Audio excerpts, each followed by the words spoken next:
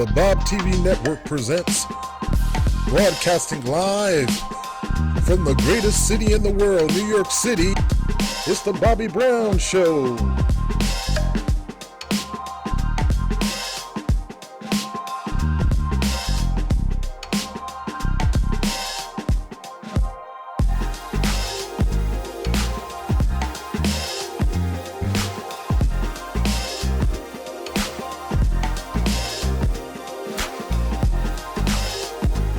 And now here's your host, Bobby Brown.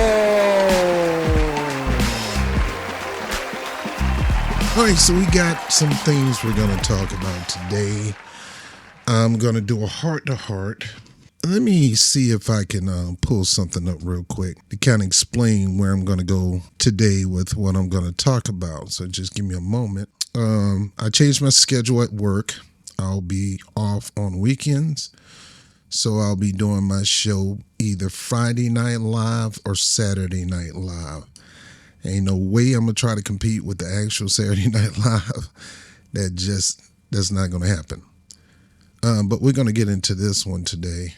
I think it's important that I really talk about this subject. A lot of things been going on in the political commentary area dealing with this upcoming election. We got political commentators want to be advisors. We got advisors that shouldn't be advisors. We got born again advisors, I guess, people who did the movement horribly and now they all of a sudden had a come to Jesus moment. We got a lot of things going on, and I'm going to give you my point of view on these things. I want to talk from my heart because that's all I can talk from is my heart. So I want to talk from my heart to you guys today.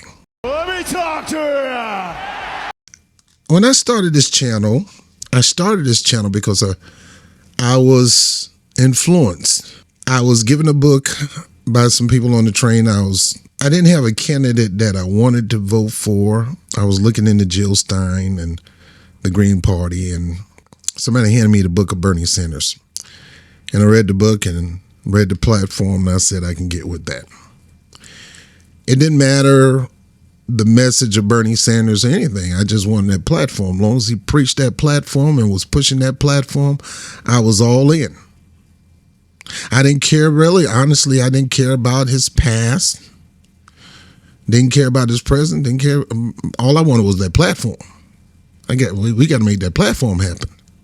It was all about the policies of Bernie Sanders. Then when I began to dig in his past and the present, especially today, I'm totally turned off on Bernie Sanders. I don't see him as American dad. I see him as a sellout. And I know a lot of you don't want to hear that, but I see him as a sellout. Now, when I was pushing Bernie, channel started to rise up, man. When I pushing progressive issues, the channel started to blow up. The moment I started talking about black issues, the algorithm went the other way, and the channel started unsubscribing folks. Folks left because they didn't want me talking about white supremacy, bigotry, racism, and the uneven wealth gap and police brutality and all that. They didn't want me to talk about what's going on in my community. They wanted me to talk about what's going on in all communities, when I'm the one in my community got to deal with this mess every day, every single day. I got to see this. And for me to be in my community and not address this situation the best way I can on this microphone, then that would make me worse than the infidel. There's a scripture say he who doesn't take care of his own is worse than the infidel. Worse. Now, you think I care about my channel numbers going down? Do you think I care about monetization and things like that? I work a job. I didn't get in this for the numbers. I didn't get in this for the money. Sometimes the money could be good. And when I started growing with a couple viral videos, one defending Jimmy Dore, one defending Tim Black. Tim Black had me on the show. He's the first one to platform me on the show, and I appreciate to this day. I agree with majority of everything that Tim Black talks about. We don't agree on everything. I even agree on some things that Jimmy Dore talk about, but we ain't gonna agree on everything. And I got a lot of issues with Jimmy Dore in this show. Funny guy, very entertaining in my book sometimes. So is Tim Black. Tim Black is a funny guy. But one thing I know about Tim Black is he cares for his community. And the moment he started pushing black issues, they did him the same way. The algorithm went the wrong way. He lost a lot of support. And people think just because we lost you that we need to do whatever we need to do to get you back. And I'm at a position right now, no. What's more important to me is doing the right thing. It's not to entertain anybody. It's not to get clicks. It's not to get views. It is to make sure I'm doing, being, and saying the right things. My priority is my community. I'm B1. I'm black first. I'm American second. I leave this country. Guess what color I'm going to be? Black. Black. I tell my people in LGBTQ black brothers at the end of the day, I don't care if you are in that community. Go look at your skin. At the end of the day, you're still black. You're just a black person in the LGBTQ community. And I tell them, don't you dare put that community over your black community. Your black community always come first. Why? Because at the end of the day, you're black. And folks in the progressive circles don't want black podcasters to talk about black issues in the progressive space, and that got to stop. You want us to talk about class issues without talking about black issues, because black issues is a separate area of class issues. And you can't talk about class issues without talking about the thing that fuel the pressure, put the pressure on class. And it's not just corporatism. It's not just capitalism. There's an evil spirit behind both of them.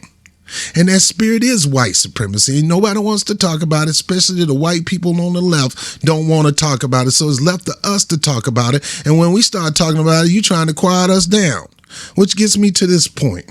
There's a lot of unnecessary foolishness going on right now. A lot of unnecessary foolishness right now. I'm going to read something. I may try to see if I can pull it up. Something I put on Twitter. Somebody was going around saying West was calling Jimmy Dore a racist. I honestly never ever heard Cornel West tell an individual or call a person by name a racist, unless I missed it. Dr. West do take offense to people advising him to change his approach and a message he believed God gave him to preach to all men, no matter what the goal and what the mission is. Now, let me repeat that. Dr. West do take offense to people advising him to change his approach on a message he believed God gave him. Everybody wants to advise Cornel West. And my question is, did you ask to advise Bernie Sanders? Now, I know Jimmy Dore probably asked Bernie Sanders, wanted to advise Bernie Sanders on some things. It's kind of arrogant and condescending. You, a person who never participated in pushing a political campaign in your life as an advisor, as a leader, to advise a person running for president. I can see you advise somebody for mayor, advise somebody because you know your local community, but you're going to advise somebody running for president and you never had any political advisor experience. Well, that's the problem, Rob. We need to find some people. They need to let the people advise them. Who said that these people are not? To advise a man to change a message that God gave him to preach. Now, you may not be a believer. Cornel West don't push white supremacy enough.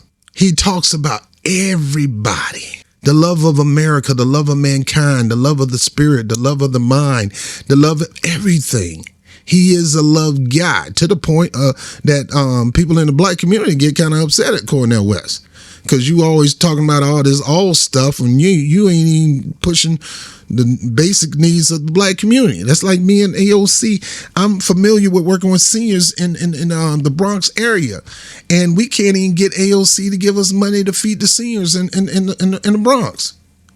But she pushing stuff for Ukraine.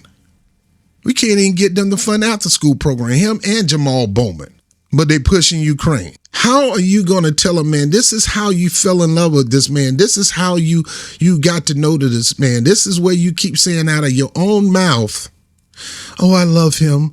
Oh, I love some Cornel West. But at the same time, you got the mean mug on your face and you're wondering why he's running in the People's Party, Kyle and Crystal. And now he got out of the People Party and running third party. Now you're telling him, oh, it ain't going to work. You need to get ranked choice voting, blah, blah, blah, and whoop-de-whoop. Man, if y'all don't shut up with that mess. You didn't say that when Ralph Nader was running. You didn't say that when Jill Stein was running. You voted for her twice because because it was a safe state. That means you ain't got no balls, you're a pussy. Yeah, I said it. Man, I don't care who it is. If you got a platform, you got something I strongly believe in, I don't care what state you in. I'm voting this. You should be able to vote how you please without any kind of pressure, without any kind of condemnation or conviction. You should be able to vote however you want to please. If you got somebody that you know their platform, you're familiar with them and you love them and you believe in them, you should be able to vote for them. You shouldn't be put in no situation of who's the more racist or who's the most fascist or who's the lesser of two evil bull crap. I never doubt that West do not know when and how to deliver that message. What message? The message that God gave him that made him famous, that made him known all over the world. Here you are, a person that not known all over the world from every nook and cranny of the world, trying to tell a person who world renowned how to give his message out to win a political campaign. The message is the same. You preach love for all and upliftment for all, but you don't neglect the one that's most needed, the one who's been under the foot of this society for the longest. You don't tell that man not to talk about that. I never doubt that West do not know when and how to deliver that message. We assume he do not. Dr. West has been through every part of this freaking country, and he basically have the same message. And he knows how to curve that message. When have you heard him come out of pocket?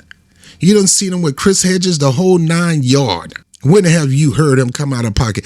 I never really see him teach a full class or did a whole speech on racism, bigotry, and stuff like that. I never seen unless it's a class. He did write a book on it. He is a expert on it. And people of all colors need to know how to smoke white supremacy out. You know, how you going to smoke something out and you don't even discuss it or talk about it or strategize for it. You need to know what it is, where it's at, and how to smoke it out and destroy it. It's an evil mindset. And it's pushing a lot of this stuff that's going on today, but you want somebody to not talk about it. Now, again, Cornel West don't stay focused. Now, me, I talk about it all day, every day. Cornel West don't stay focused. He'll mention it for a few seconds, then he'll go on the LGBTQ for a few seconds, then he going on to regular working people and, unionize and stuff like that. Class, I mean, he don't just stay focused on that. But if he feel by God that he need to talk about it, he need to talk about it. Because if he is, he's doing what he feel a higher power told him to do. And you can only get good out of that. You only can get results out of that. Ignoring it and telling God to kiss your behind, I ain't doing it for the sake of listening to another man. That ain't going to help nothing. Now, again, I know some of you guys don't believe in God, but Cornel West do. Is the reason why he called everybody brother. It is deeply rooted. Even your enemy, he calls brother. Now, the scripture talk about your brother and your neighbor.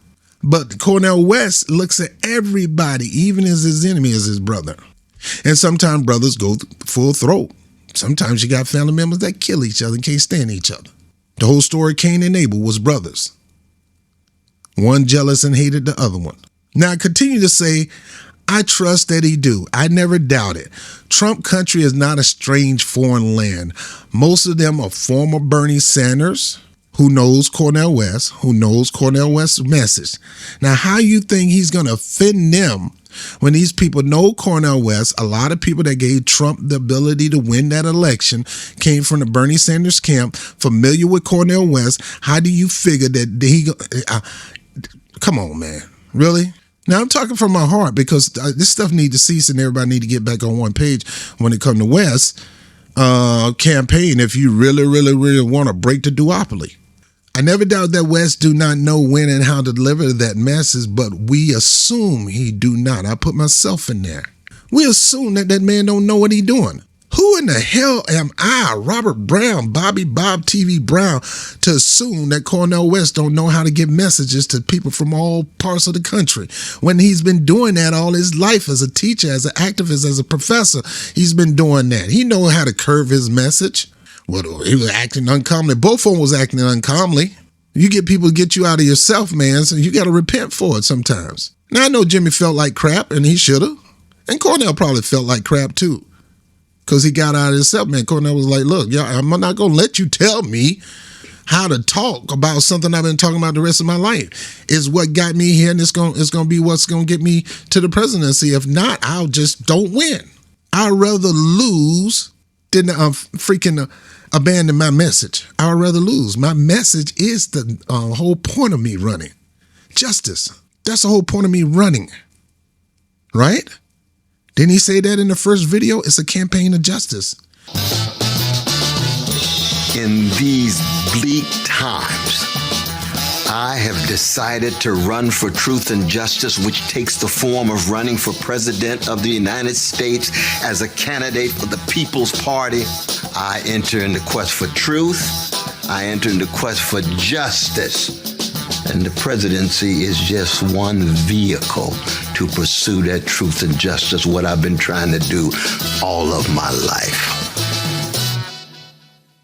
So you can't be what somebody wants you to be. You got to be what the movement tell you to be, what God called you to be.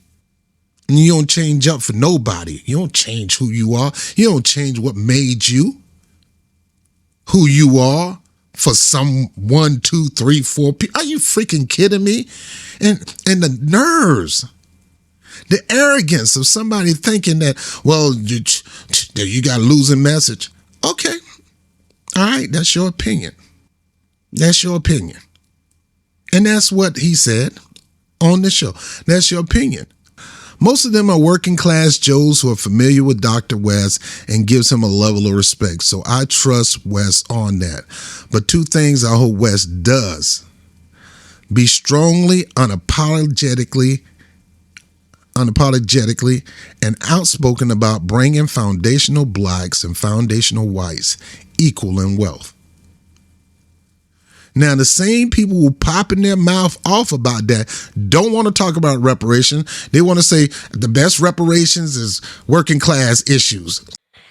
Anyone serious about addressing wealth gaps would eliminate student debt, institute universal health care, and raise the minimum wage to $23 an hour. Anyone who doesn't support these actions works for Wall Street and the big corporations and not the people. You care about black peoples and the wealth gap? That's what you would be doing. You'd be giving everybody universal health care. You'd be giving everybody a living wage if you cared.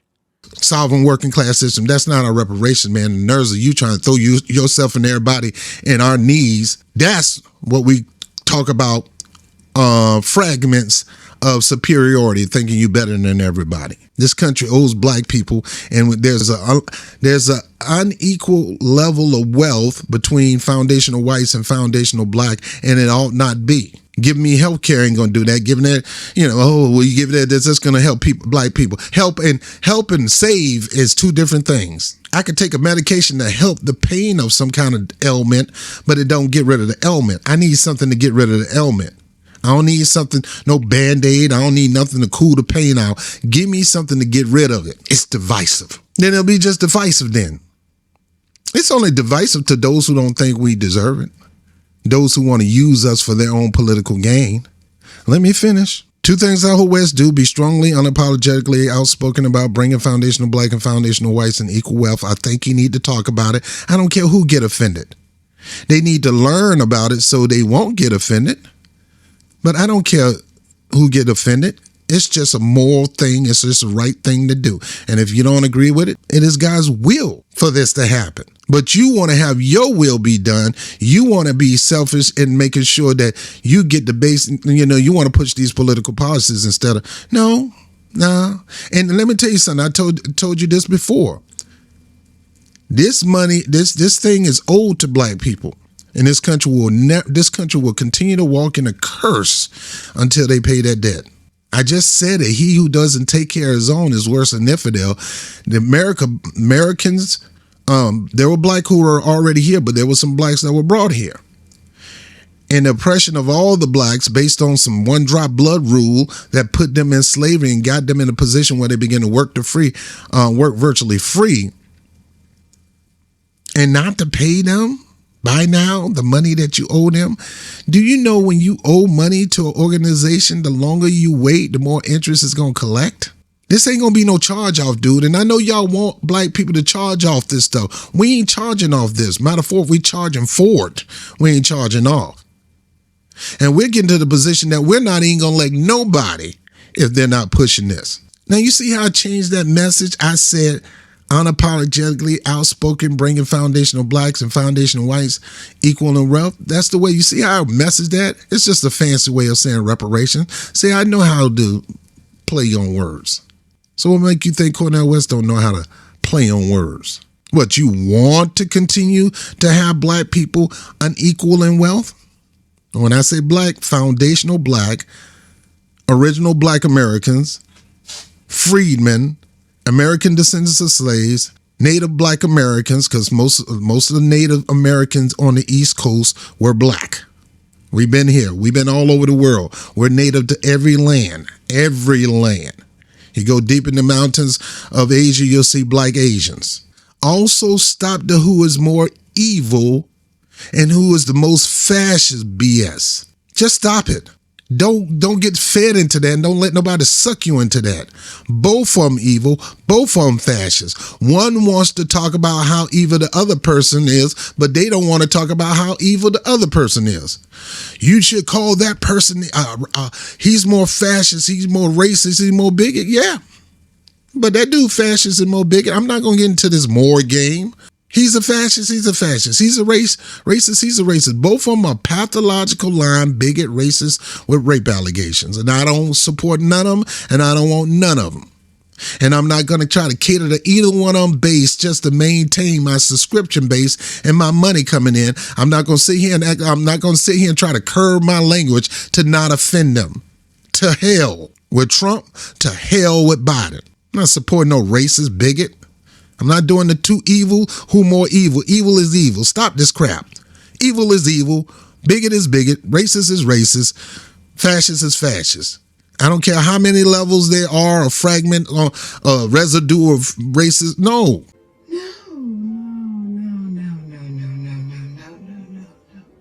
Dr. West got to stop that game. Stop being sucked into the game. Just tell the truth, Dr. West. Don't be trying to cover up for Biden. Yeah, he's a fascist, he's a racist, he's a bigot. He has a track record to do that. Trump, he's a fascist, racist, and a bigot too. He has a track record of his fascism. He also have a track record of his racism and bigotry here, even in New York. And then Max Blumenthal got to sit here talking about, that's just a certain defunct, man, if you don't shut your butt up, man. I used to have a level of respect for you, but for you to say stuff out your mouth, mean you out of touch. How you gonna diss New Yorkers like that? You don't understand the fight we got to deal with just with the migrant situations and trying to fight to make sure this thing is done in decent and order, let alone making sure that we get our needs met. Y'all taking our tax monies and taking care of that when we got our own needs here. This ain't about a blue northern state. I'm not faced with that. Jacordan need to stop that. Don't get sucked into that. Both of them evil, both of them racist, and there is no such thing as who's the most. We resist evil and we resist fascism. I don't care if it's 0.0001%. Resist it. Matter of fact, expose it and get rid of it. Also, and I don't have no doubt he can't do this. Read your room, Dr. West, and speak to the soul of the audience through your soul. We don't need no think tank. We don't need nobody advising us when God gave you the message. Who's the best advisor than God? God gave you the message to give to the masses since the day you were born. You don't change that message. You keep preaching that message, no matter what, because that's what's going to call you to win. If God called you to take this message as a presidential campaign, the hell with anybody else's advice. And I know we got a lot of YouTubers who want to advise Cornel West. You can get, my thing is, Cornel West, take the advice, but it's up to you.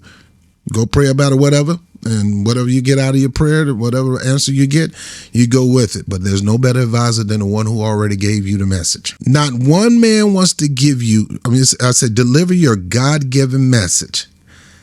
Not the one that man wants to give you.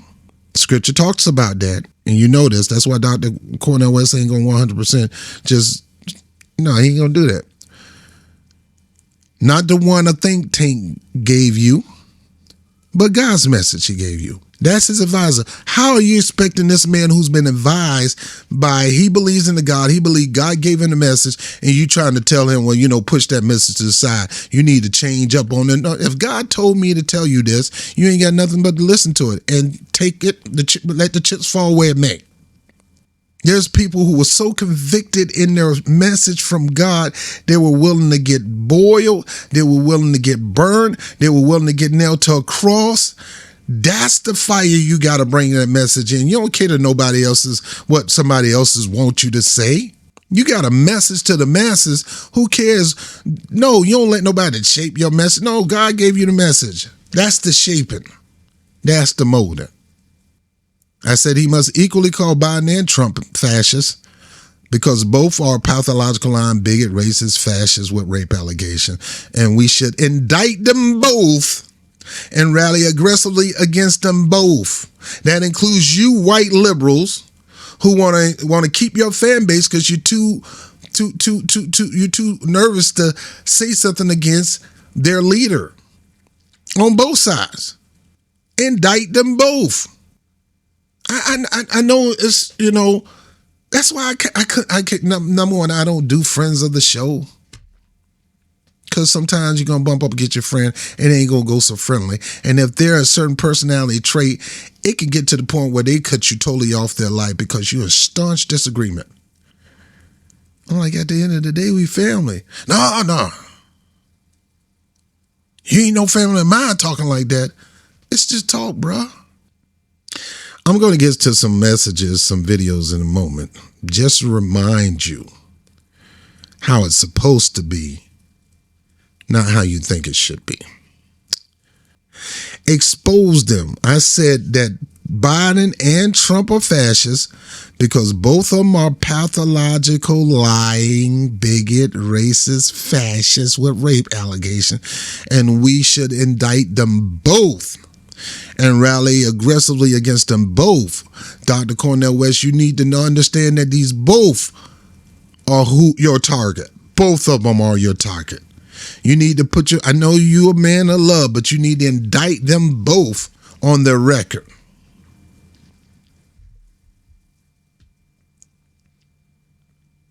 There's some good things you can find in everybody, but then there's some things that's just so overblown evil that you got to expose it. Heck, Nino Brown gave turkeys and money around on Christmas Day, but at the same time, he was killing his people with drugs. Same thing with Rick Ross, the real Rick Ross, not the rapper.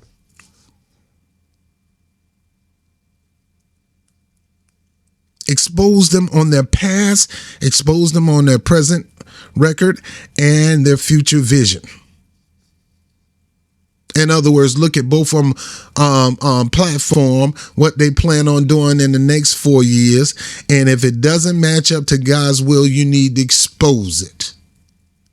And he who's in the political space need to do the same thing.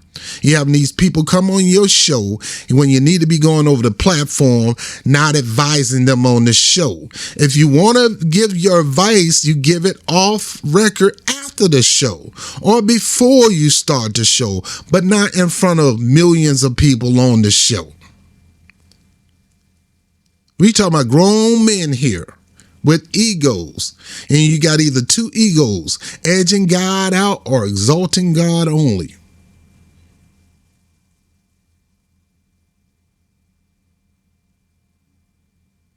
And your egos get in the way.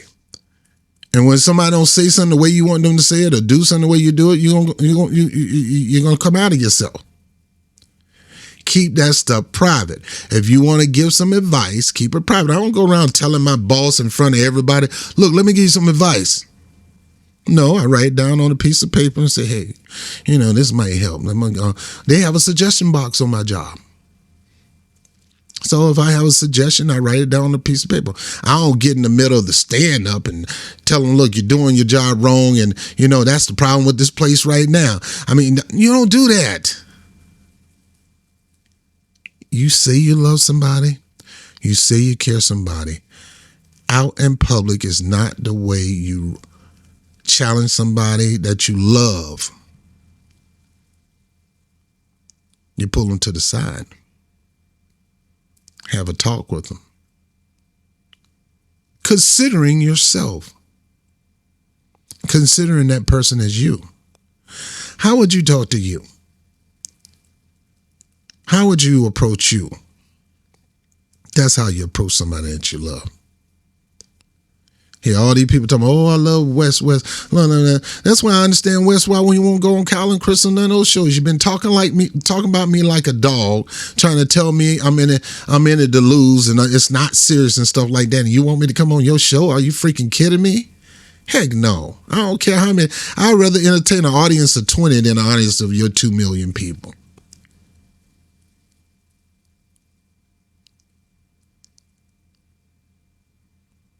Expose them on their past, present record, future vision. Hear it out. You can hear them out. If they got some advice, say, hey, you got some advice? We'll talk about it off camera. Not here. I want to talk about my campaign. I want to talk about my platform. I want to talk about my vision. All this other stuff, we could talk about this off camera. We can have a little powwow, a little round table, or whatnot.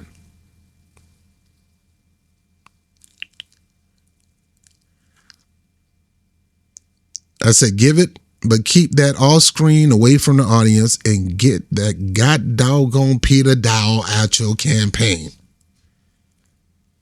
Now, look, I'm gonna be briefly on Peter Dow, then I'm gonna go to these other segments. Right now, in my mindset, vicious as Peter Dow have been toward progressives, and look, I'm not shooting the breeze for progressive. I have my issues with the progressive movement, and I definitely got my issues with white liberals and white progressives who think black people need just shh, and you try and tell us how to run a kid. Stop. It's like we can't do nothing without you trying to put your 2 cents in. Cornel West ain't Obama. Obama not even a foundational black American. His mother was Kansas white and his daddy's from Kenya. So he don't understand the plight of foundational black Americans. That's why we finally realized, of course, he's not going to, be aggressive toward our needs. He ain't want us. Who have been aggressive toward our needs other than our own self? And we had to come together as a block and put the pressure on people to get things just for change. And we're going to have to continue to do that regardless of who join us or not. We can build a coalition or don't build a coalition. The Nation of Islam got stuff done for the black community without a coalition. They dependent on each other. I'm not a Muslim, and I'm not a pusher of Farrakhan, none of that stuff. I got my level of respect for how they train up black men to be productive citizens, but they was real strong about having your own, building your own, depending on yourself, pooling your resources to cater toward one another, to help each other become wealthy. I got a level of respect for that. But no, Peter Dow don't need to be on this campaign. I don't care how much he changed. I don't care if he's Apostle Saul and Jesus had to blind him and knock him off the horse on his behind and have him blind for a while because he was out there persecuting Christians and the Lord said, I had enough. Enough of that. See, I keep telling people, y'all think Jesus was always peaceful. He's a man of peace, but he was a man that, had to give you a piece of that butt whipping every now and then, when you cross the line. Apostle Paul was going around killing Christians, acting like he was one, running them in and killing them, beheading them, feeding them the lions, the whole 9 yards. And finally the Lord said, that's enough. Why you keep persecuting me? And yeah, that moment changed his life forever. But you do know a lot of people didn't trust Saul, Apostle Paul, for a while. Ain't this Nero that killed all those people in that church up the street? Random man, and now he's one of us? Man, didn't he act like he was one of us just to kill us? Man, don't you buy it. Don't you buy it. And I was saying to myself, if you had J. Edgar Hoover said, look, I finally see the light, you're right. Y'all need to have equal rights. Y'all good, loving, wholesome people just like us, and let me take my heels off and take this dress off, put on my suit and have a talk to you. I want change. And what I took away from you, I want to give it back plus. Can I volunteer to be a leader in the Black Panther campaign? No. We can't trust the black people around us because you're so good at infiltrating. We know you ain't, we definitely ain't going to trust you coming your little white self in here with the Black Panthers talking about you want to help us out. Man, if you don't go out the door, no, that ain't going to happen. So no, I don't, and he going to have to prove himself. I got the one eye up like The Rock. I can't do it, but I got that one eyebrow up. I'm giving that Negro the people's eyebrow. Don't trust him. Ain't gonna trust him.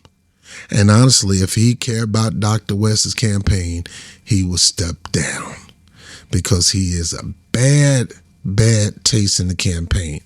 Now, I'm going to give him the benefit of doubt that he's changed. If he's really changed, you'll see the action. Your actions speak louder than your words. So I need to see the actions before I buy into him. In the meantime, I'm in the cut, watching at you with the evil eye. Got my eye on you, Peter Dow. Y'all know how I feel about Peter Dow. Shout out to Heartland. Shout out to CJ and Nick, and for showing the videos that I did a long time ago about Peter Dow, and appreciate the people who came and showed love to the brother as a result of it. I really appreciate it, man. That CJ is a hard-working dude, man. I'm seeing him doing 3, 5, 6 videos all by himself in one day, man. He is the bricklayer of RBN in my book, so, kudos to him. But this is why when people, in my early days when my channel was growing by leaps and bounds, people was trying to kind of entice me to come on and be part of the network. I can't. I'm a solo dude. That's how I roll. I don't want to be beholden to nobody. I want to say what I want to say, do what I want to say. I'm going to piss you off. I don't do, even though I consider you friends of the show, either I consider you friends, I don't do the friends of the show because, y'all gonna rub each other the wrong way, and some people just can't handle it, man. Now me, I'm a forgiving, loving person. I don't hold no grudges. And I'm gonna forgive Peter Dow and love him and not hold a grudge, but I got my eye on you. I ain't got no choice. I don't run his campaign. And I can advise him, but my whole thing is, I'll let the Lord deal with you on that one, Cornel West. I'm not God. And you're a man that listens to God. And you should. You should. Man advice will always cause you to fail. The scripture says a lot about taking the man's advice and where it can lead you. Cornel West has not, he's gotten this far trusting God. Why is he going to stop trusting God to listen to us? That don't make no sense. Now, That's all I need to say about Peter Dahl. I saw his interview on Sebby. Sebby did an excellent interview with Peter. He's going to be on Tim Black's show soon, so I'm quite sure Tim going to do a great interview with him. He ain't going to ever come on my show because I've said a lot of stuff about that dude and I ain't changed yet. But I'm open to see, because I believe people can change. I believe people can have that experience. Man, if y'all know the person that I used to be, man, woo. You look at me wrong, ready to cut you. Step on my, ooh, what? I was the type of person I walked by you and I was looking for trouble. Not that dude no more. One of the nicest, kindest, sweetest guy. Thanks to certain incidents that happened in my life that kind of toned me down. So I'm an example that you can change and do a 180. We in this space, white liberals, white progressives, you need to stop trying to tell us how to help this country grow and expand for the better. We've done so much in the past 60 years to quickly make this country better. It was the black movement that caused the immigration laws, the pressure for the immigration laws to change. If it wasn't for foundational blacks and black immigrants who came to this country post 1960s, 1965, wasn't that many. It wasn't not like now.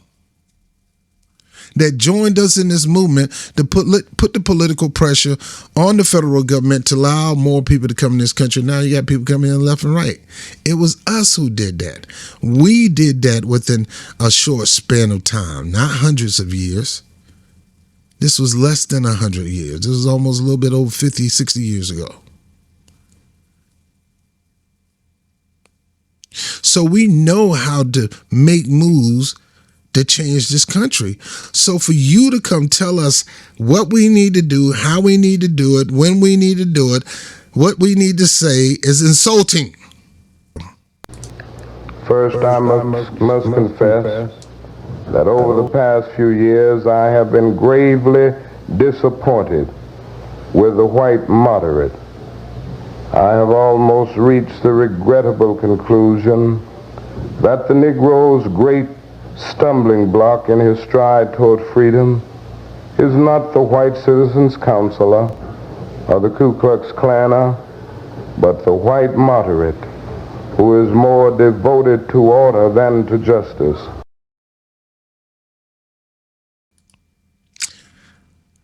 More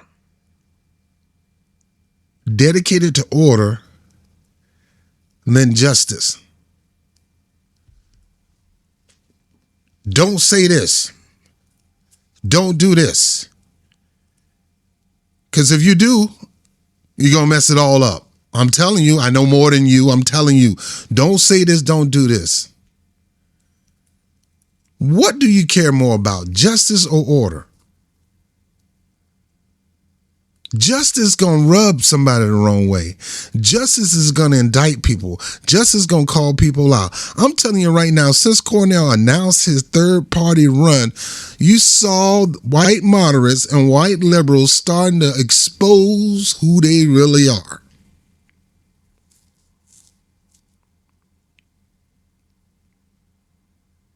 And now they want to, you can, all you have to do is just listen.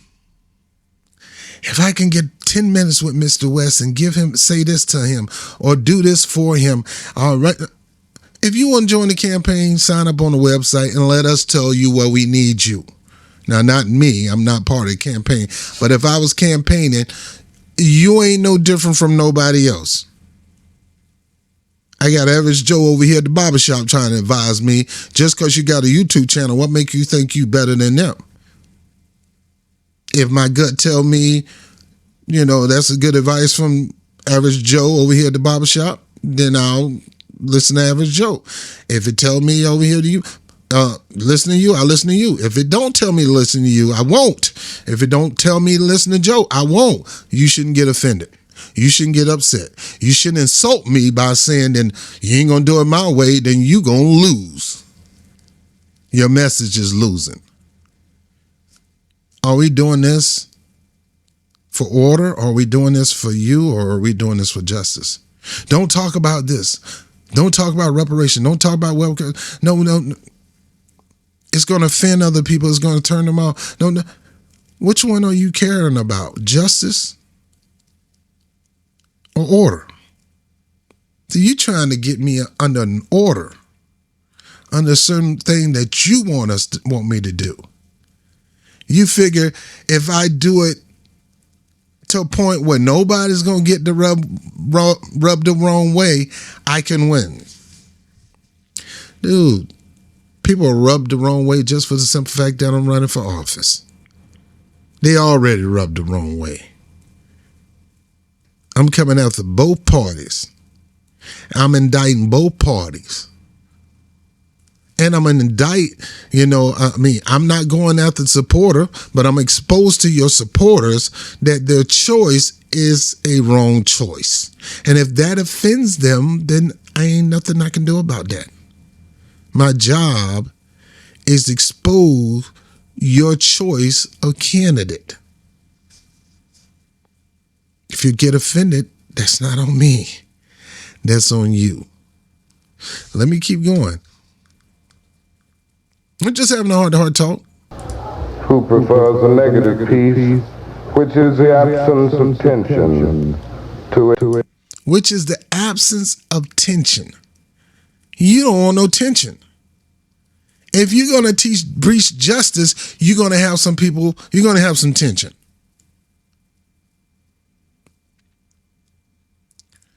Well, Bernie Sanders and this person over here and this over there, they had a conclusive message, yeah, but they still lost. And do you know that conclusive message turned off a certain segment of society, black people? People say, why Bernie Sanders? Why black people not vote for Bernie Sanders? He did this back in the civil rights. Man, don't come telling us what somebody did way back then. The same thing with John Lewis. The dude took a brick over the head for black people. But then he comes, as he get older, he put us to the side. Stop talking black. Start talking all lives matter. When the point of putting him in office is for him to talk black, then all lives matter. We put him in office because there's some needs in the black community that need to be met. And he ignored them. All he cared about was politics in the Democratic Party over his own people.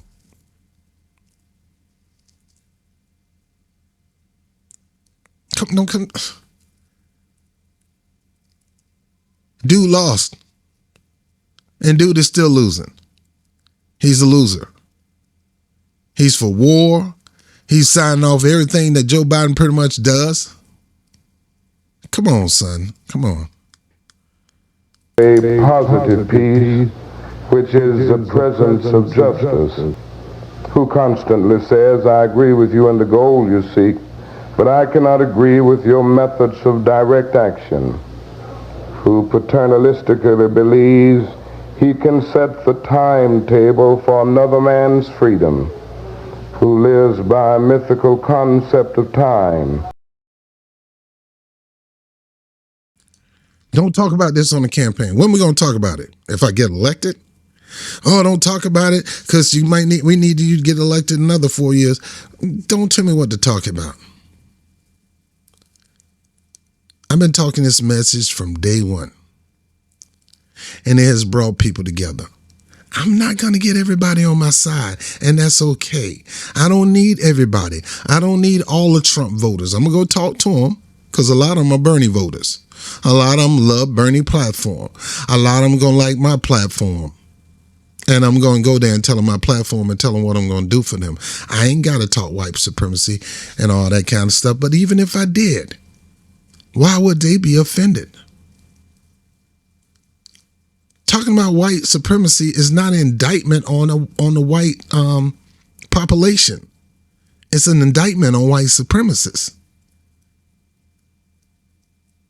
Let me say that again. Talking about white supremacy is not an indictment to the white nation of the United States. It's an indictment on the white supremacists in the white nation. That's why people talking about CRT. They so scared of CRT. I don't give a crap about no CRT. My thing is teach American history, good, bad, and ugly. If you feel your kids are going to hate you, then that's the issue with you. Why would your kids hate you about black history and how they treated black people back in the day? You wasn't living back then. Your great-great-granddaddy was, but it's okay. It's okay. You got one commentator talking about, okay, I said it, I'm white. You gonna make me feel bad because I'm white? Is that wrong because I'm white? Where are you coming from with this stuff? Nobody indicted you because you're white. We indicted you because of how you are approaching another man who has more of a legacy than you got. You're talking to him like he needs to listen to you. And if he don't, something is wrong with him. He's losing it. He's all these rockers. I mean, I'm telling you, you're going to lose if you don't change your message. Who the hell are you to tell me that? I've been doing this. I've been winning with the same message since I got into this game. My message isn't about winning an election. My message is about winning the hearts and souls of America. And sometimes that's going to rub people the wrong way, but they know at the end of the day, I genuinely love them, and they need to know about some evilness or some dark spots in this country that need to be brought to light. And if you're part of that, then you need to be brought to light. Honestly speaking, a person who had, when somebody, to me, a person who worry about how they're going to feel or somebody talk about a certain subject, son, if somebody said, man, I don't want him talking about pimping and everything, man, I don't want him talking about pimping, man, because you know why I don't want him talking about pimp? Because I'm a pimp, and because I feel like he's going to make me feel bad if he talk about how horrible I am. The only person who's worried about feeling bad concerning white supremacy is 9 times out of 10 somebody who has traits of it themselves. Why are you getting upset because somebody's talking about bigotry, white supremacy, and all that kind of stuff? If the shoe do not fit, don't put it on. But if the shoe fit, wear it. A lot of people don't understand. A lot of people don't even have a good understanding of what all this is all about. They think white supremacy is this when it's nowhere near that. So none of them picked up a book by John Henry Clark. Come on. A book by Cornel West. A book by Tariq Nasheed. You want to tell people to shut up about talking about a certain subject, and you don't even know nothing about the subject yourself. You only have what the world told you what it was, when it's deeper than what you think it is. And in order to have justice in America, we're going to have to deal with it. Shutting up about it ain't going to help it.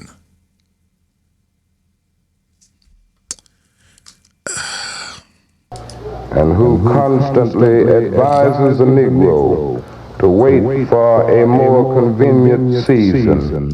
I want to go back to that. Who constantly advises a Negro.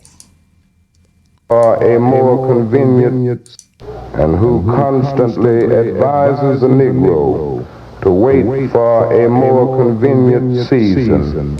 Now is not to talk about that. Talk about that later. Talk about that after you get in the hospital. Right now is not the time to talk about it. Who the hell are you telling me? Who the hell are you to tell me when and what to talk about? Have you ever ran an election or won? How many campaigns have you actually sat in the middle of helping to advise and strategize and build and push? How many?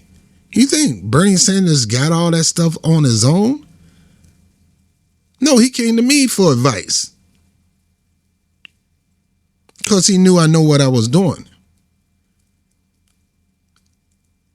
I tried to help Obama and helped him.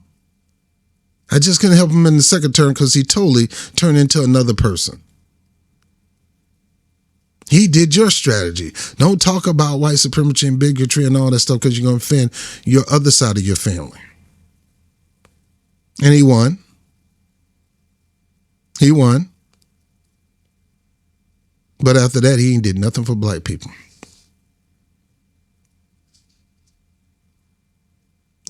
Wait for a more convenient season. Wait. Go back to that. That's so important. Who paternalistically, but I cannot agree with your methods of direct action. Who paternalistically believes he can set the timetable for another man's freedom. Who lives by a mythical concept of time, and who constantly advises a Negro. This is Martin Luther King. See, I'm just having a heart-to-heart talk. I'm not talking about political strategy, no election, all that. I'm talking about dealing with people, mind, heart, emotions, messaging, and reaching out to people. As a person who transcends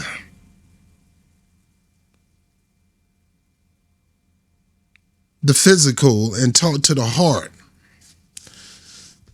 Most people know Dr. West because he talks to their heart. Even people who don't want him to run for office, even people who totally said, forget you, I'm going to be a Democrat instead of a human being today. I'm going to talk to you like you the scum of the earth. He still talks to their heart.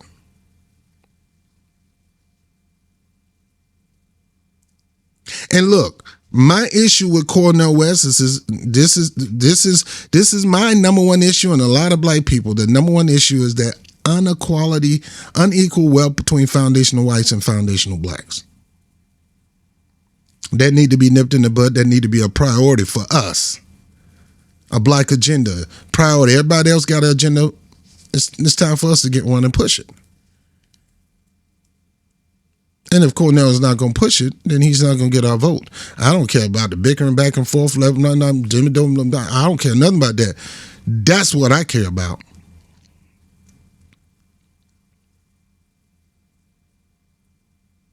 It's what Dr. King cared about.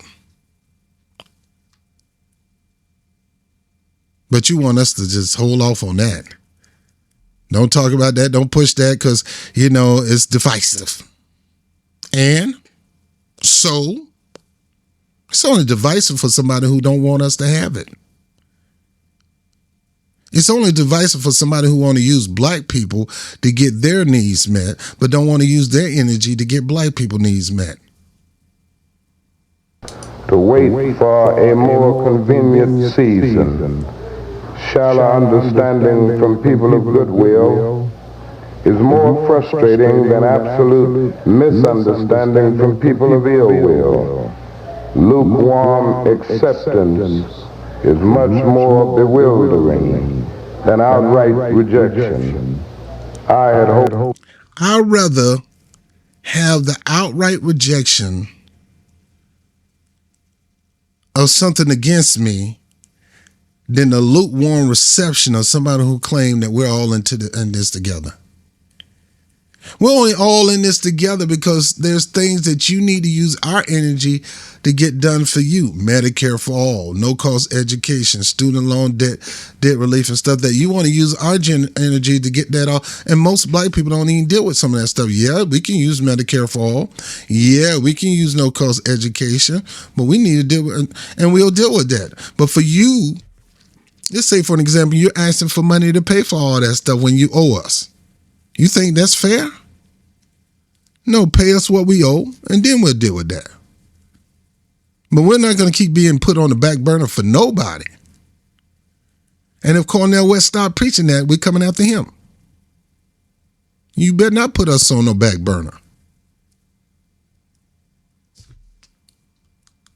That the white moderate would understand that law and order exists for the purpose of establishing justice, and that when they fail in this purpose, they become the dangerously structured dams that block the flow of social progress. This kind of mindset begin to be a constructive dam. You pushing on telling us to be quiet about certain things is blocking progress.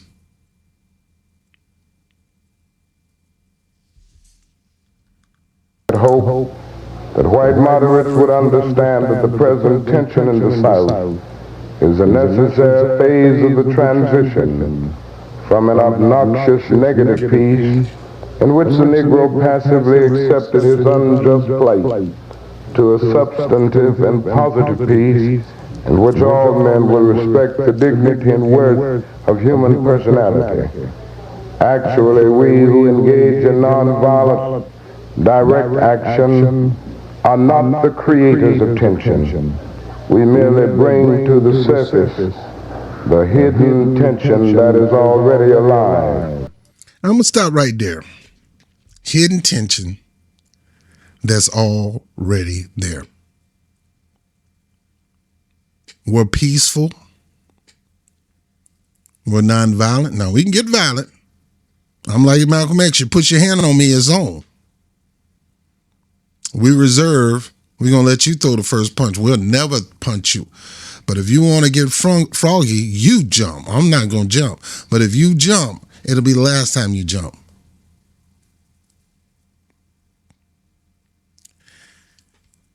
Right now, West running as a third party that the Democrat or the Republican Party can't control. Even the Green Party can't control him. He get to say what he want to say, do what he want to do, be what he want to be. 9 times out of 10, he's going to be in the general election. And people know this. So they're so interested in investing in that campaign because that campaign is the closest they're going to get to actually getting what they want. But they realize in their mindset, I can never get what I want with you talking about this over here. Who told you that? That's in your mind. That's in your figment of imagination. Who told you you're not going to be able to get those things if that person dealt with these issues that he's always been dealing with since the foundation of his life? People going to get offended at your message. Everybody's not going to receive the message. You got plenty of preachers that preach a good message, and some people still walk out, get mad, especially when the pastor start reading their mail. When he started talking about stuff that they're dealing with personally, they get mad. Some people say, Pastor, they hit me in the heart. I want to change my life. They go to the altar and change their life. Some people get mad at the pastor, kick the chair, and storm out the church. How are you going to change like that? This campaign of Cornel West is causing people to come out of themselves. Not just the fact that he's running third party, not just the fact that he's a black man running third party that got name recognition, that people having him on this show, left and right, left, black, white, it don't matter. Everybody having him on the show, but yet everybody wants to control his messaging. Now, I think that's weird.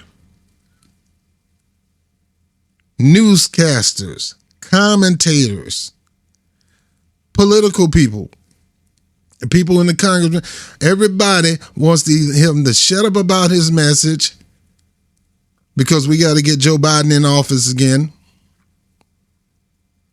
Going to try to shame this man thinking, oh, you're going to be the reason why we're going to have fascism. Or we got one shot to get Medicare for all and all these other things, so we need you to be quiet about this so we can get everybody on our side to get this. Doesn't work that way, dude. Some things are unnegotiable. Some things you cannot compromise. And you'll never stop talking about the thing that has been oppressing black people in this country, let alone this country.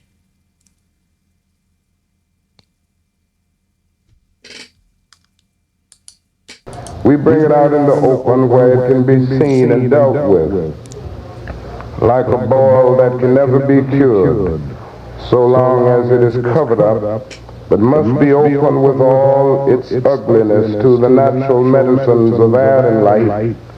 Injustice must be exposed with all the tension its exposure creates to the light of human conscience and the air of national opinion before it can be cured. To the message. All right, so that was from the Birmingham letters of Dr. Martin Luther King. This campaign is causing people to show who they are.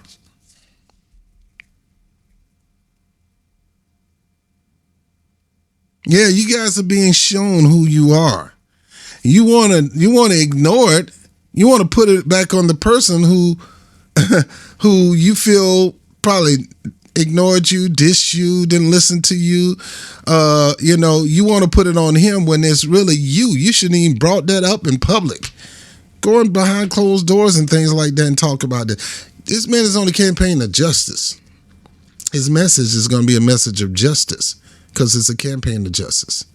And he's going to talk about all these things being a just thing in this country. But he shouldn't talk about the thing that is making it unjust in this country. That don't make sense. And then you're going to get mad and upset. Instead of looking at yourself when somebody say, look, you might have some issues over here.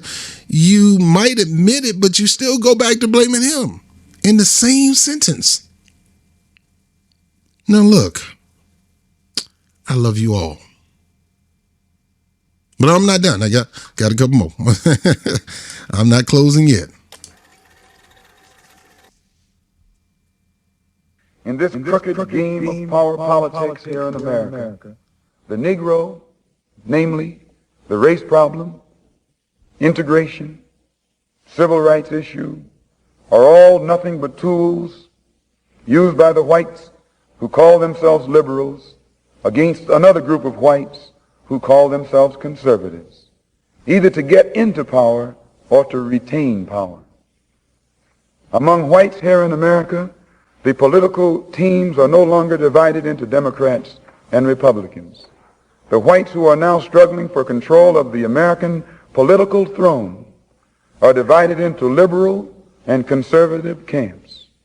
The white liberals from both parties cross party lines to work together toward the same goal. And white conservatives from both parties do likewise. The white liberal.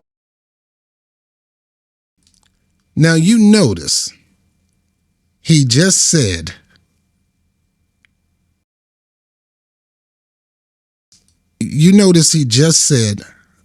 the white liberals in both parties.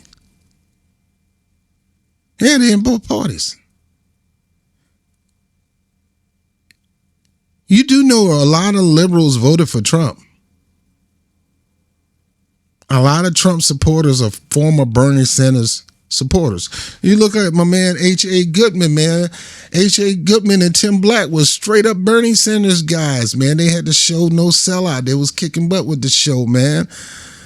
But H.A. Goodman say, dang, man, I'm not supporting no Hillary Clinton and dang Bernie Sanders, man. I'm going to support Trump. You remember when Jimmy Dore said, hey, don't freak out. Hey, don't freak out. It's going to be okay.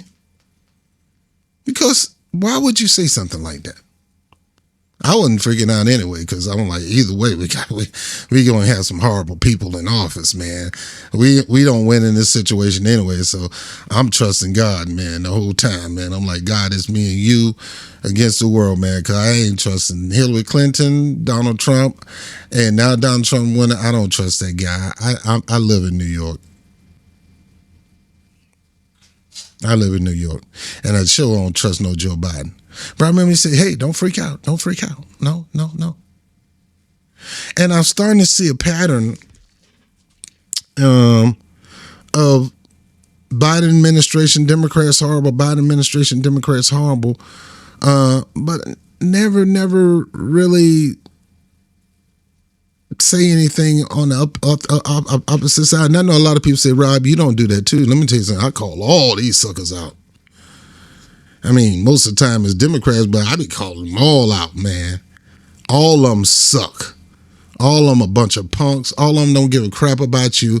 All they care about is their donors and their positions of power, where they can stay in there long enough to coast the rest of their life. They don't give a crap about you. Get out of here. Differs from the white conservative only in one way. The liberal is more deceitful, more hypocritical than the conservative. Both want power, but the white liberal is the one who has perfected the art of posing as the Negro's friend and benefactor. And by winning the friendship and support of the Negro, the white liberal is able to use the Negro as a pawn or a weapon in this political football game that is constantly raging between the white liberals and the white conservatives. I want y'all to think about it. These people become your friend so they can control you. So they can use you for their own political gain.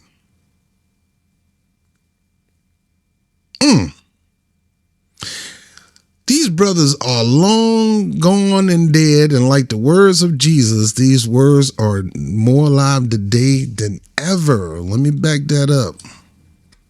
The Negro, the white liberal is able to use the Negro as a pawn or a weapon in this political football game that is constantly raging between the white liberals and the white conservatives. That's why somebody can say, look here, the best thing for black people is to give us Medicare for all, to give us, that's the best thing. How the hell you know what's best for us, man? You don't know what's best for us. I hear Richard Wolff. I had to get on Richard Wolff's ass about that. Excuse me, Lord. Lord, forgive me. I had to get on Richard Wolff behind for that. I did a video calling him out.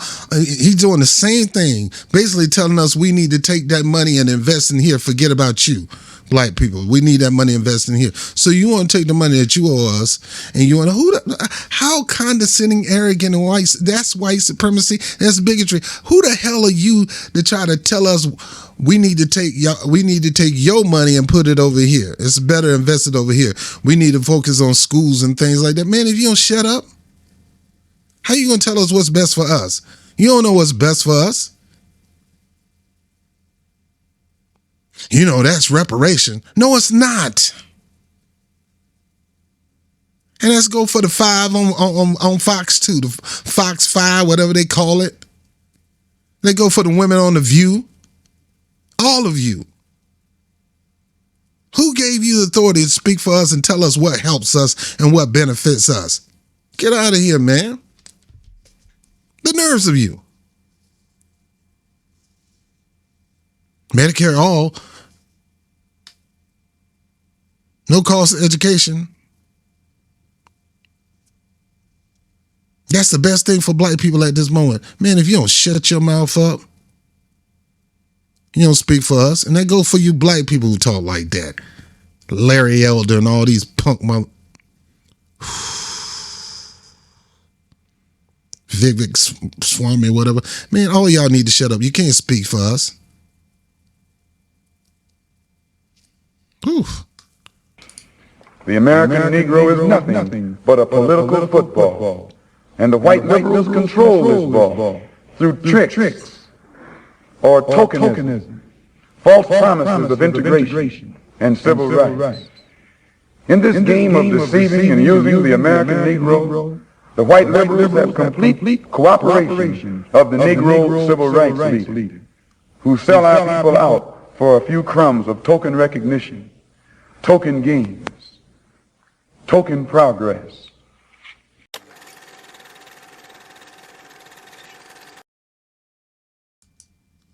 Political pawns. They know the reason why a lot of people try to get us to get involved with their movement, the reason why they stopped fighting us to get involved in the labor movement, the reason why they pushed black women to join the women's suffrage movement is because they needed our political power.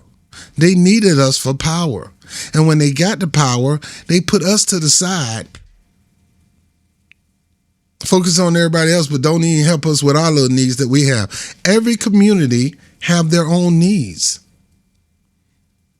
And right now we need our reparations. This country is doing whatever they can to stifle or to stop the political power of foundational Black Americans, let alone Black America, but foundational Black Americans, doing whatever they can. They trying to drown our numbers by having everybody coming in here. Look, I'm not pushing against immigration, nothing like that. I mean, if you can get here the right proper channels, I'm all for you. This is America. This is what America is founded on. But when you letting people come in here by the droves, and then you want to go ahead and push them into the private sector and the working sector when a lot of us don't even have jobs. You're trying to use them to get cheap labor, and you're trying to get these numbers to a high point where we don't even have no voice no more. Who's doing that? Not the conservatives. It's the white liberals.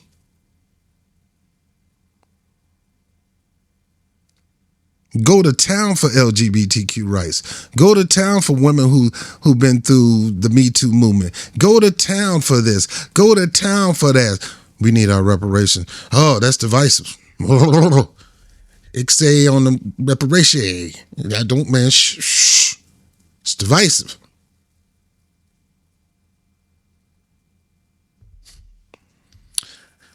Yeah. Just want to burn this in you right now. There are many whites who are trying to solve the problem, but you never see them going under the label of liberals. That white person that you see calling himself a liberal is the most dangerous thing in the entire Western Hemisphere. He's the most deceitful. He's like a fox, and a fox is always more dangerous in the forest than the wolf. You can see the wolf coming. You know what he's up to. But the fox will fool you. He comes at you with his mouth shaped in such a way that even though you see his teeth, you think he's smiling. You take him for a friend. See, that's why I have more respect for the Richard Spencers, the Charlie Kirks, and you know, what's his name, the dude that be talking fast, the Jewish guy. I got more respect for them. I got more respect with Donald, because they're not quiet about their bigotry and racism. They so upfront with their racism that it's hard for them to push laws concerning racism, because they're so upfront, we're going to push them back. It's that one who act like they're our friends, act like they care about us, act like they're concerned about us, but at the same time, soon as we got our back toward them, they're looking at us with that evil eye.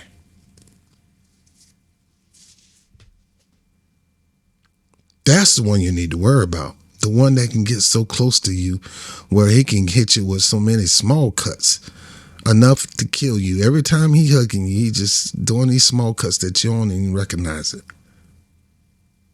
Versus straight stabbing you in the chest or stabbing you in the back.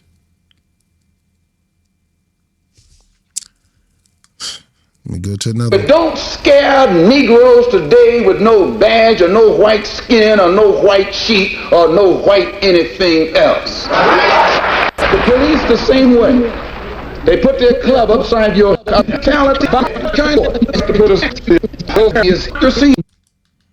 don't know why this thing does that sometimes. Let me go back. There are many whites who are...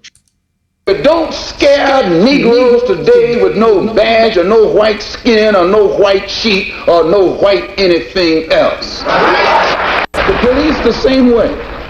They put their club upside your head and then turn around and accuse you of attacking them. Every case of police brutality against a Negro follows the same pattern. They attack you, bust you all upside your mouth, and then take you to court and charge you with assault. What kind of democracy is that? What kind of freedom is that? What kind of social or political system is it when a black man has no voice in court, has nothing on his side other than what the white man chooses to give him? My brothers and sisters, we have to put a stop to this, and it will never be stopped until we stop it ourselves.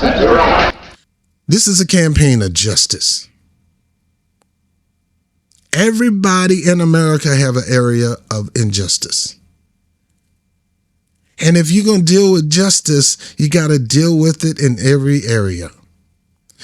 This man is running on a campaign of justice. So guess what he's going to talk about? Injustices and how to eradicate that injustice. Black people have their injustice.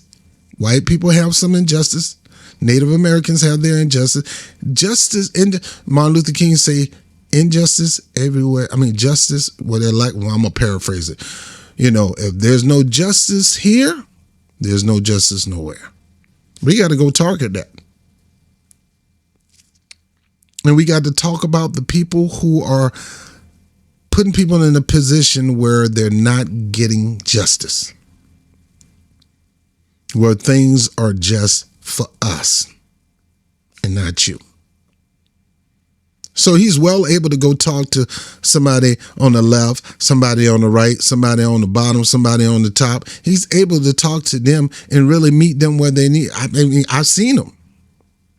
And I'm not a real huge Cornel West guy. I have some issues with Cornel West too. But for you to tell him don't talk about injustice over there, but talk about the injustice over here, Medicare for all, no cost education, stuff like that. Talk about that injustice, but don't talk about that injustice because you're going to turn these people off. No, some people are just going to get turned off. If you really care about justice, you got to understand we all have injustices and different types of injustices. And my job is to try to reach you in all of them. It's not the same. And like I said, some of y'all just going to get rubbed the wrong way. It's just the way it is. Everybody not going to like my message, and I'm not expecting them to. They attack the victim. And then the criminal who attacked the victim accuses the victim of attacking him. This is American justice. This is American democracy. That's funny. You attack a man about a situation that he's going through or a situation that he's trying to go through. You're going to attack him on it.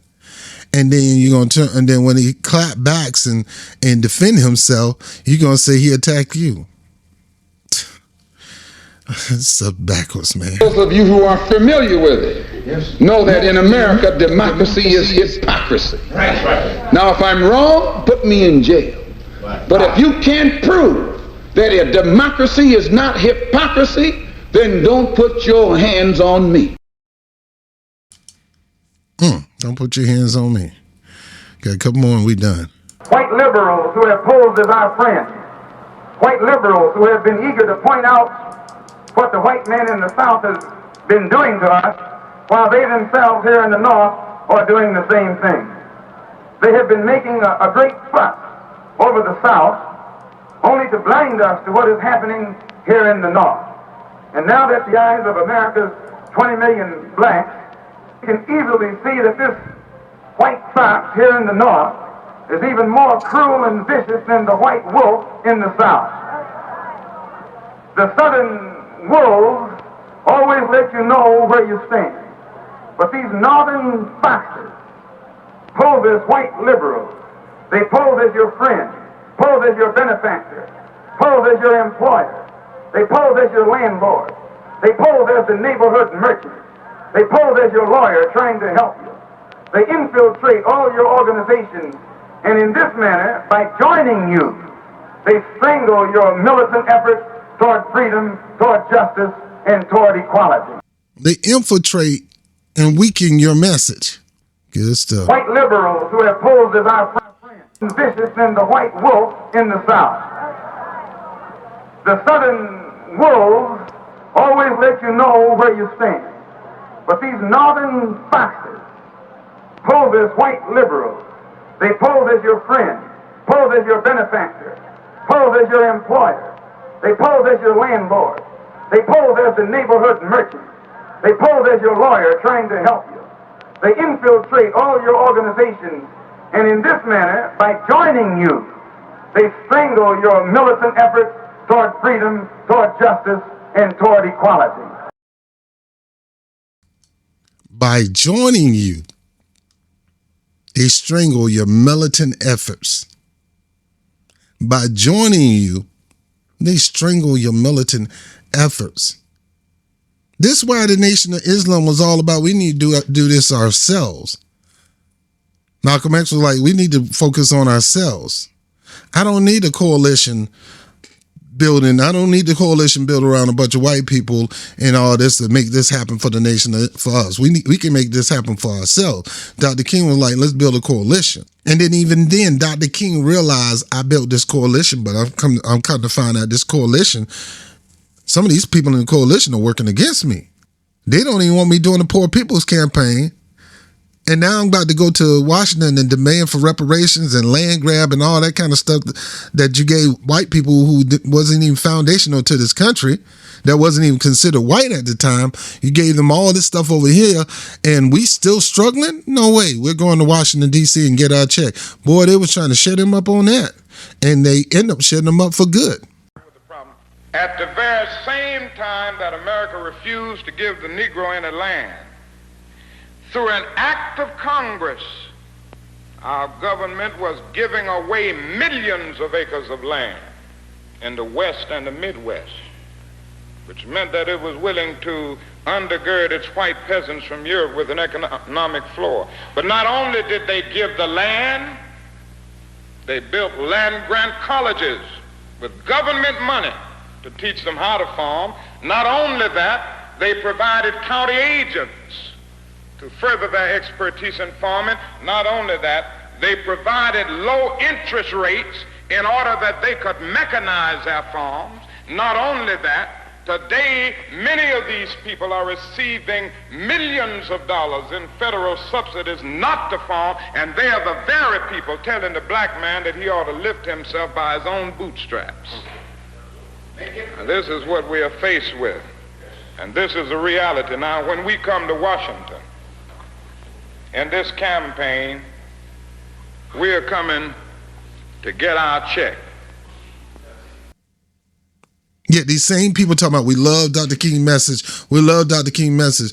Oh, nonviolent and peace. No, and we love Dr. King. You don't love Dr. King. And you only love certain messages from Dr. King. You don't love all of them. And the latest message, you were like, yo, we coming to get our equality and wealth. We demanding wealth equality. And I don't give a crap if it is divisive. I'm willing to put my life on the line, and it end up putting his life on the line. And that's the order that we have to be. If we want justice, man, we got to be aggressive about this, and we got to stop all this foolishness. If you really want to see justice done where there's injustice everywhere, we need to fight to bring justice there. But you want us to focus on your injustices at expense of black people's injustice. No, it's not going to happen. Your injustice can't get dealt with until we first deal with this injustice. It is the catalyst to getting your injustice done. You wonder why your injustices haven't been done in this area? Because you've been using the people who are more in the depth of injustice than anybody. You want to tell us to forget our injustice and come over here and join us in our justice because our justice is going to benefit you anyway. No, it's not. That's a Band-Aid for us. That's healing for you, but that's a Band-Aid for us. It's not going to help us. We bleeding. They use integration for infiltration throughout America, here in the North as well as the South. Masses of black people are demonstrating against the oppression and exploitation of the white man. Our people have lost all fear of the white man. They have ceased trying to waste their love on the white man. And they have ceased turning their nonviolent cheek to the violent white man. And because of this new, fearless, more militant attitude on the part of our people, we see the increase of violence and bloodshed between the white oppressor and the oppressed, between the white exploiter and the exploited, between the white slave master and his 20 million ex-slaves. And where will all of this end?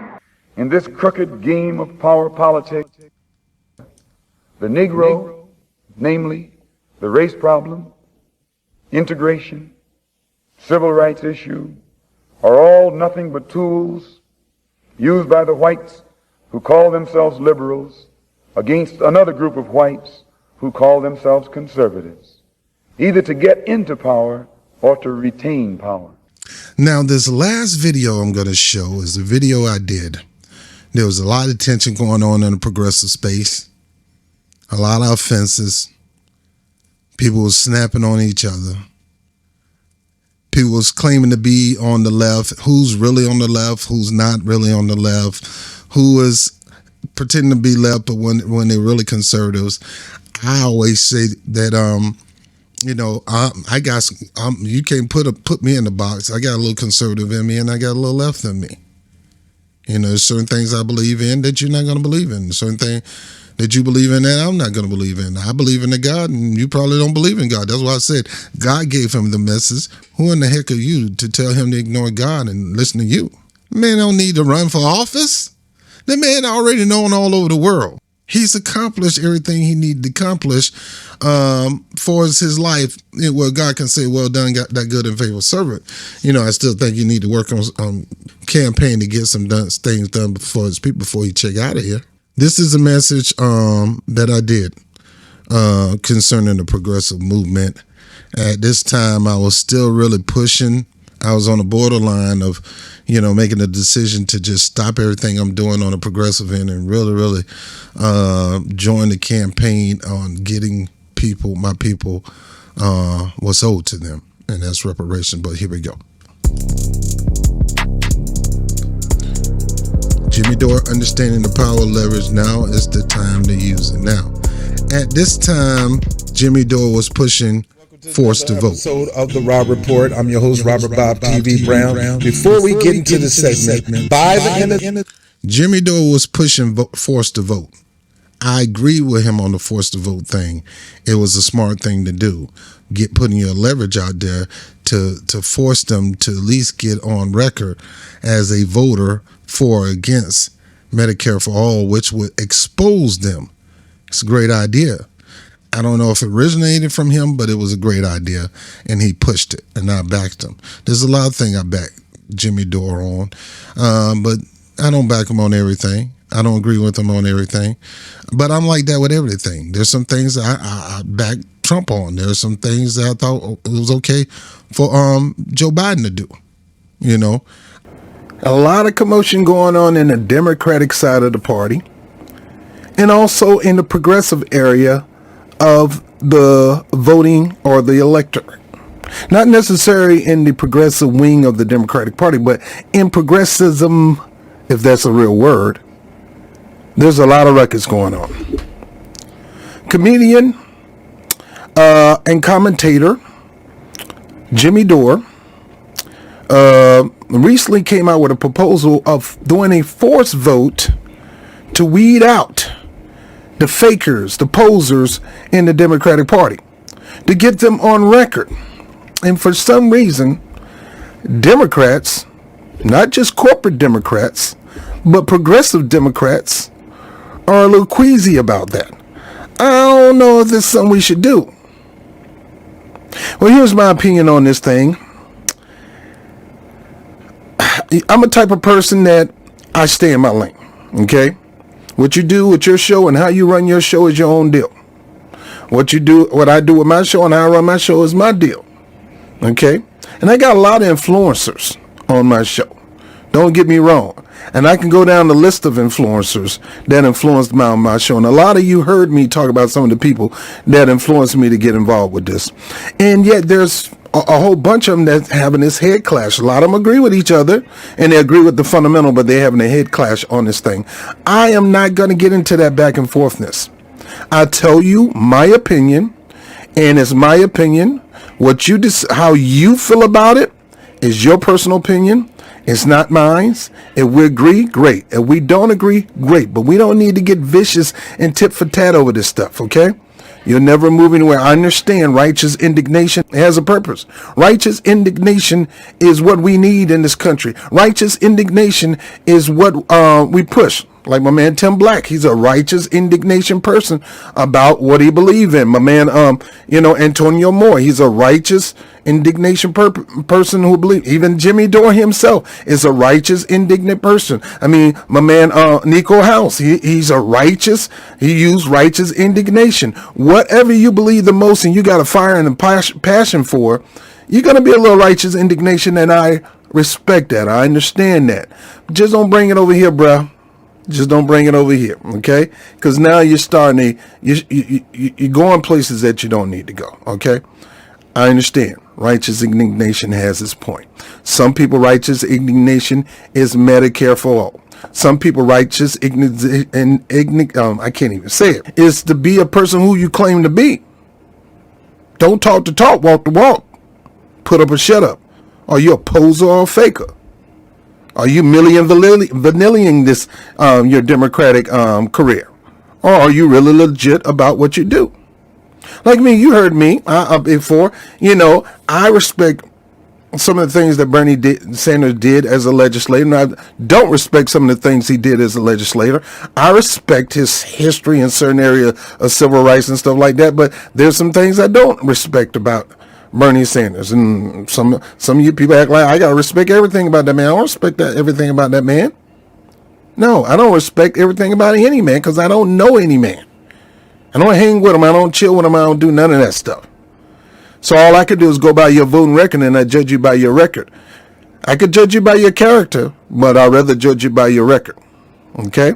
Because you can have a horrible character, but if you got on record something that you did that I agree with you, I don't care about your character. I don't control that. But I do care about how you legislate, because that affects me more than anything. Your character can go either way depending on you. That's a personal issue. Okay? Now, I'm going to get into the story. So, here we are. Jimmy Dore has been pushing an initiative, but Jimmy Dore has been saying we need to do something. We need to do something. Justice Democrats came out and people were like, okay. People start trashing on Justice Democrat and things like that, and call him a con, and let's see what you're going to do. All right, so my whole point of showing a little bit of that is I've come to Jimmy Dore defense quite a few times. It doesn't matter who you are, even if we don't agree, even if I'm staunchly opposed to most of the things that you believe. If you do right by the people, I'm going to give you props. And in this situation, Jimmy Dore was pushing that force to vote was the right thing to do. I don't care what the news commentators said. And the proof is in the pudding, because the Republicans took that same philosophy and got some things done for themselves before they gave McCarthy the seat as the House Speaker of the House. So it worked. It's just that these posers and fakers on the Democratic Party would not work it. That's why I can't deal with these cultish parties on the right and left, because they are cults. You can't even make your own decisions sometimes, and if you do, you're going to get lambasted and punished for it, like they did the sister out there in Atlanta, Georgia. You go look at the video, it's up. This sister was a Democrat. She didn't vote always toward party lines, and they harassed her and badgered her to the point that she decided to change her affiliation, because the Republicans told her, look, you get to vote however you want. I'm just glad you are not biased in your vote and you can join us. I'm like, you should have told both of them kiss your behind and just became an independent, but I don't control that. So in closing for this whole meeting today, my whole talk with you today is this. I'm a type of person that I try not to judge you on your character, but based on your record, because sometimes we all can get out of character sometimes. My whole point is this. We got a lot of foolishness going on and people mad at Cornel West over picking Dore over Cornel West and Cornel West over Jimmy Dore. I got my issues with the Peter Dow situation and stuff like that. I just don't trust the guy, but that's my own personal thing. I can't control that. I got my eye on Dr. West. I do want to break this duopoly system. I want to break it. It's time for more parties. And Cornel West is on a mission to do that because he believes neither party is going to cater toward the needs of the American people. So we have to build something new that's going to do it. But it's going to start with somebody running for office, and he is a man with name recognition that's making the rounds. See, they wouldn't give Jill Stein all those. Jill Stein made some rounds when she was running for office, but not like Cornel West. Cornel West. So they're not blacklisting him or blackouting him like they did Ralph Nader. He's all over the place. talking about his message of justice. He's very rarely talking some foolish message. He's talking about a message that he's been preaching since for umpteen years. He's been preaching this, and he's preaching it in his campaign for presidency. Most people heard his messages, like his messages, respect his character, respect who they are. They see Dr. Cornel West, and they see an honest man, a man of integrity. Yes, he got issues like everybody else, but they see him as a man of integrity. They see him as more than Trump and Biden. You ask anybody, which three men are the most men with character and honor? They'll tell you Cornel West. Who has the best platform? They'll tell you Cornel West. Who cares more about poor people? They'll tell you Cornel West. Who wants everybody to have housing? Cornel West. Who wants everybody to have free child care? Cornel West. But I'm going to vote for Joe Biden. Come on now, dog. Come on, man. God. Can't help you, man. Can't help you. Well, I got to because I don't want Trump. Trump, Biden, both of them saying me. I know Biden did some things to hurt my community. Trump probably would love to, but he just don't know how to do it. You might have to give him another term and he'll do it, but he don't know how to legislate, man. The dude don't know how to legislate. He just say, hey, let's get this done. And I give him some respect on some of the things. Let's give him a $2,000 check. Here come the Democrats. Oh, no, hell you ain't, man. They might vote for you if we allow that to happen. We got to stop that. Forget these people. They know not what they do. We got to stop Trump from giving them a $2,000 check. Let's give them $800 a month, $600 a month unemployment. Man, Trump did some good things. Some people don't even want to say that, but he has. But he done some bad things too. The point of my message is Cornel West is on what he called a mission from God to bring justice to America. Called by God. God gave him the message. I'm saying he'll be a fool to listen to anybody else but God.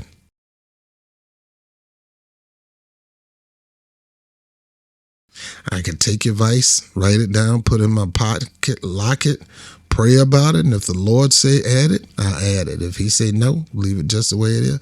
I hear it. And for you people out here in YouTube land, where was your advice for Obama? Where was your advice for Hillary Clinton? Where was your advice? Why all of a sudden everybody got to give Cornel West some advice? One of the most intellectual men on the face of this planet, one of the most loving people to the point that I can't stand it. I wish I could be like you, man, because I'm ready to punch somebody in the throat. Brother. One of the most poised men out. To challenge him, we got these message police out here trying to tell a man how he should run this campaign and what he should say and what he should not do, what he should be indignant about and what he shouldn't be indignant about. Stop this mess. That is you. That's not him. God called that man. God gave that man a message. Let God do his thing. We just need to stop trying to interfere. I'm Bobby Brown with the Bobby Brown Show. Like, share, subscribe, hit the notification bell. And I'll catch you on the next one.